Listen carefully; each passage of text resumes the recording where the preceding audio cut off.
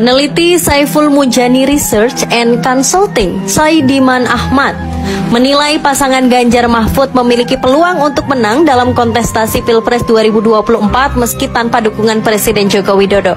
Menurut Saidiman, elektabilitas Prabowo Subianto tidak mengalami peningkatan yang signifikan meskipun telah didukung oleh Jokowi dengan memajukan Gibran Rakabuming Raka sebagai cawapres pendamping Prabowo.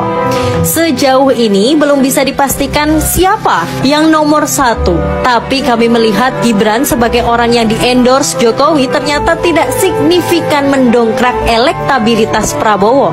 Pengaruh Jokowi ternyata sangat terbatas, ujar Saidiman pada Senin 30 Oktober 2023. Peneliti SMRC tersebut menegaskan bahwa dukungan politik tidak secara otomatis dapat diturunkan kepada calon lain, terutama jika terdapat ketidakpuasan masyarakat terhadap proses politik yang kurang transparan. Sejauh ini penilaian terhadap Ganjar Pranowo sebagai figur yang mampu melanjutkan pembangunan yang telah dilakukan oleh Presiden Jokowi menguat. Ditambah dengan rekam jejaknya yang solid, Ganjar menjadi salah satu pilihan utama masyarakat. Dalam konteks ini, Saidiman menekankan betapa pentingnya rekam jejak dan program kerja dalam menentukan pilihan pemilih. Menurutnya, pemilih cenderung independen dan mempertimbangkan berbagai aspek sebelum menentukan pilihan. Saidiman juga menyoroti potensi debat publik sebagai pengaruh penting dalam menekankan elektabilitas pasangan calon.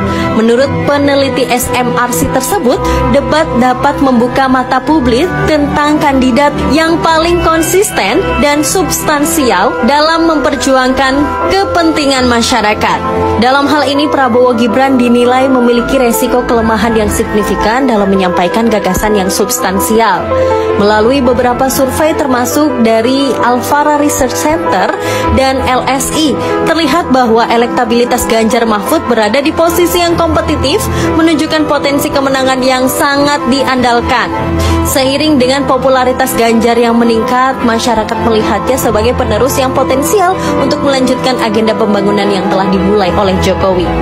Sementara itu, keputusan Mahkamah Konstitusi yang mengabulkan sebagai gugatan terhadap batas usia Capres-Cawapres memberikan jalan bagi Gibran untuk menjadi Cawapres meski usianya masih di bawah persyaratan minimal.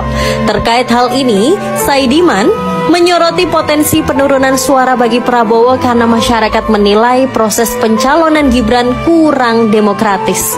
Secara keseluruhan, meskipun Ganjar Mahfud tidak didukung langsung oleh Jokowi, popularitas dan rekam jejak keduanya yang solid memberikan harapan bagi mereka untuk meraih kemenangan dalam Pilpres 2024. Hal ini juga mengindikasikan bahwa faktor dukungan politik tidak selalu menjadi faktor penentu utama dalam menentukan pilihan masyarakat.